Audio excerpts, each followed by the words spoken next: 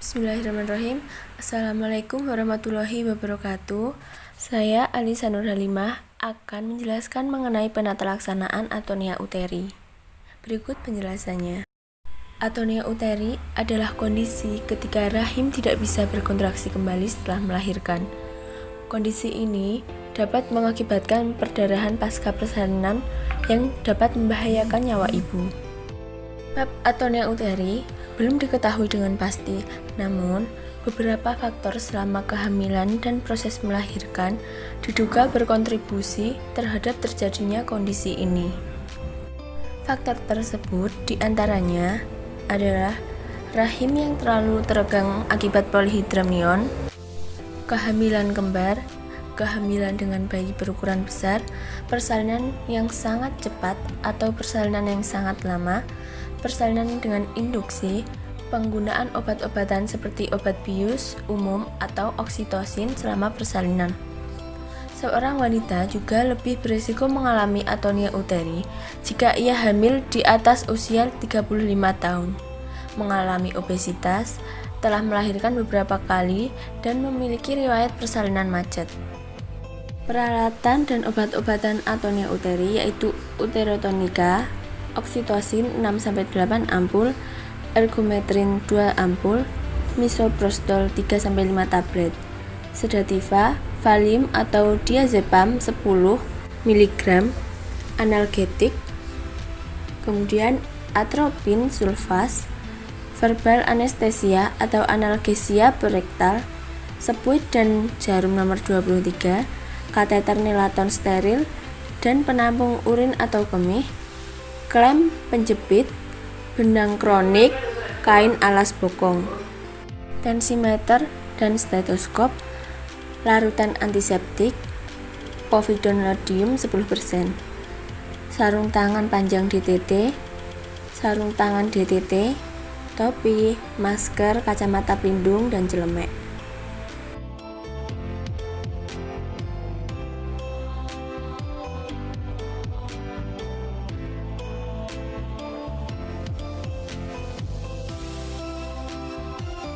Pertama, yaitu kita melakukan cuci tangan dengan 7 langkah. Sebelum itu kita melepas semua perhiasan, jam tangan, cincin, dan yang lainnya. Kemudian kita keringkan menggunakan handuk atau tisu. Setelah itu, untuk pencegahan infeksi sebelum tindakan, kita gunakan alat pelindung diri. Kemudian, kita meminta persetujuan tindakan kepada klien atau pasien dan keluarganya. Untuk persetujuan tindakan, sapa pasien dan keluarga, perkenalkan bahwa kita adalah petugas yang akan melakukan tindakan medik. Jelaskan tentang diagnosis dan penata laksanaannya. Jelaskan bahwa setiap tindakan medik mengandung risiko yang telah diduga sebelumnya maupun tidak. Pastikan bahwa pasien dan keluarganya telah mengerti dan jelas tentang penjelasan tersebut. Beri kesempatan pada keluarga untuk bertanya dan mendapat penjelasan ulang. Setelah pasien dan keluarga mengerti dan memberi persetujuan, minta persetujuan secara tertulis dan mengisi serta menandatangani formulir yang telah disediakan. Setelah itu, bersihkan vulva dan perineum dengan air DTT dengan menggunakan handscoon yang pendek. Untuk vulva hygiene, kita melakukan dari labia mayor terjauh atau kiri, kemudian labia mayor kanan, kemudian labia minor terjauh atau kiri, labia minor kanan. Setelah itu yang terakhir klitoris hingga vestibulum. Selanjutnya kita ke tindakan. Yang pertama, kosongkan kandung kemih. Lakukan pemeriksaan dengan benar sehingga dapat dipastikan bahwa perdarahan ini disebabkan oleh atonia uteri. Pastikan tetesan cairan infus yang berisi oksitosin 20 IU berjalan dengan baik. Dan ergometrin 0,4 mg sudah diberikan secara IM. Tambahkan misoprostol apabila kontraksi uterus kurang memadai.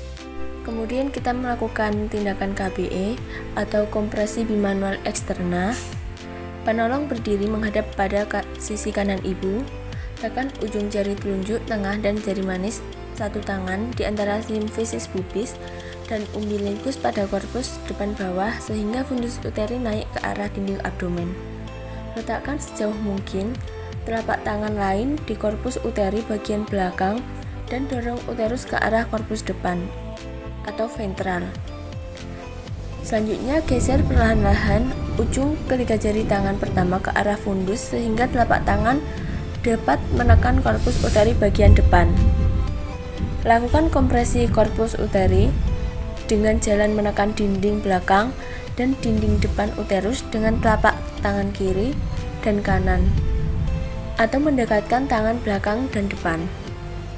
Perhatikan perdarahan per vaginam.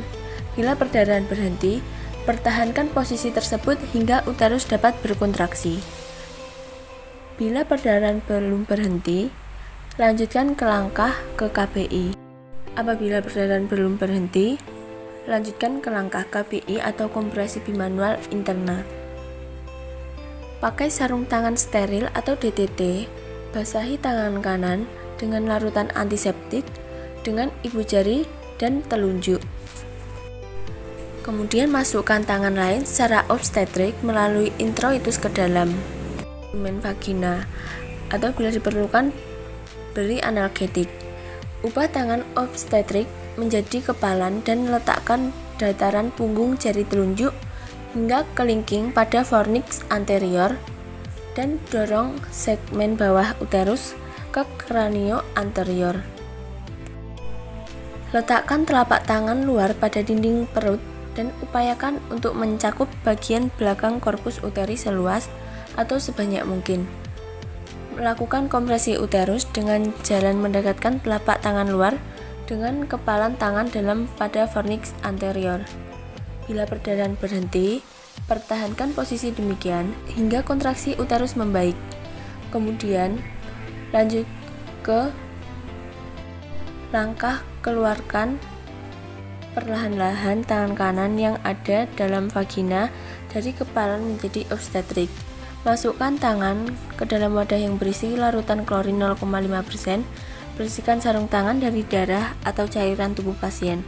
Lepaskan sarung tangan secara terbalik dan rendam dalam wadah tersebut. Cuci tangan dengan air dan sabun, keringkan tangan dengan handuk bersih dan kering. Pakai sarung tangan DTT yang baru secara benar. Apabila perdarahan belum berhenti, lanjut ke tindakan KAA atau kompresi aorta abdominalis. Baringkan ibu di atas ranjang, penolong menghadap sisi kanan pasien, atur posisi penolong sehingga pasien berada pada ketinggian yang sama dengan pinggul penolong. Tungkai diletakkan pada dasar yang rata dengan sedikit fleksi pada artikulasio kokse. Selanjutnya, raba pulsasi arteri femoralis dengan meletakkan ujung jari telunjuk dan tengah tangan kanan pada lipatan paha, yaitu pada perpotongan garis lipat paha dengan garis horizontal yang melalui titik 1 cm di atas dan sejajar dengan tepi atas simfisis osium pubis. Pastikan pulsasi arteri tersebut teraba dengan baik. Setelah pulsasi arteri dikenali, jangan pindahkan kedua ujung jari dari titik pulsasi tersebut. Kepalkan tangan kiri dan tekan bagian punggung jari telunjuk, tengah, manis, dan kelingking pada umbilikus ke arah kolumna vertebralis dengan arah tegak lurus. Dorongan kepalan tangan kanan akan mengenai bagian yang keras di bagian tengah atau sumbu badan ibu, dan apabila tekanan kepalan tangan kiri mencapai aorta abdominalis, maka pulsasi arteri femoralis yang dipantau dengan ujung jari telunjuk dan tengah tangan kanan akan berkurang atau terhenti, tergantung dari derajat tekanan pada aorta. Perhatikan perubahan perdarahan per vaginam. Bila perdarahan berhenti, sedangkan uterus tidak berkontraksi dengan baik, usahakan pemberian preparat prostaglandin. Bila bahan tersebut tidak tersedia atau uterus tetap tidak dapat berkontraksi setelah pemberian prostaglandin, pertahankan posisi demikian sehingga pasien dapat mencapai fasilitas rujukan. Bila kontraksi membaik, tetapi perdarahan masih berlangsung, maka lakukan kompresi eksternal dan pertahankan posisi demikian hingga pasien mencapai fasilitas rujukan. Bila kompresi sulit untuk dilakukan secara terus-menerus, maka lakukan pemasangan tampon padat uterovaginal. Pasang gurita ibu dengan kencang dan lakukan rujukan. Kompresi baru dilepaskan bila perdarahan berhenti dan uterus berkontraksi dengan baik. Teruskan pemberian uterotonika. Bila perdarahan berkurang atau berhenti, pertahankan posisi tersebut dan lakukan pemijatan uterus oleh asisten hingga uterus berkontraksi dengan baik. Lanjutkan ke langkah 1. Tampon kondom kateter.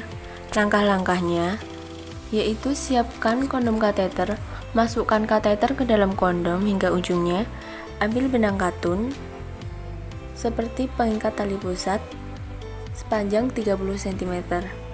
Ikatkan pangkal kateter 1 cm dari pangkal dengan benang tersebut menggunakan square knot. Sisa benang yang ada kemudian dililitkan di atas tempat ikatan hingga tinggal 5 cm. Kemudian ikatkan sekali lagi dengan benang simpul ikatan pertama. Siapkan 500 ml air DTT untuk mengisi kondom. Siapkan pasien dalam posisi litotomi. Kemudian pegang tempat ikatan kondom pada kateter untuk menampilkan serviks. Masukkan kateter hingga mencapai fundus. Isi kondom dengan air DTT hingga 200 ml. Kemudian tahan suprasimfisis untuk mencegah kondom berpindah dari fundus. Tambahkan air DTT atau isi kondom hingga 350 ml. Fiksasi kateter dengan cara memasukkan tampon bulat atau vagina atau dengan merekatkan sisa kateter pada paha ibu menggunakan plester. Perhatikan perdarahan yang terjadi. Jika masih terjadi rembesan, maka tambahkan 50-100 ml air DTT. Maksimal daya tampung. Maksimal daya tampung kondom adalah 500 ml. Berikan tetes oksitosin 20 unit dengan tetesan. Jika kontraksi membaik atau menguat dan perdarahan sudah berhenti, maka keluarkan air dari kondom agar kateter dapat dikeluarkan. Untuk pencegahan infeksi pasca tindakan, perhatikan tanda vital, perdarahan, dan kontraksi uterus tiap 10 menit dalam 2 jam pertama. Tuliskan instruksi perawatan lanjutan. Buat catatan kondisi pasien dan pemantauan pasca tindakan. Jelaskan pada yang merawat tentang pengobatan yang diberikan, jadwal pemantauan, dan gejala-gejala yang harus diwaspadai.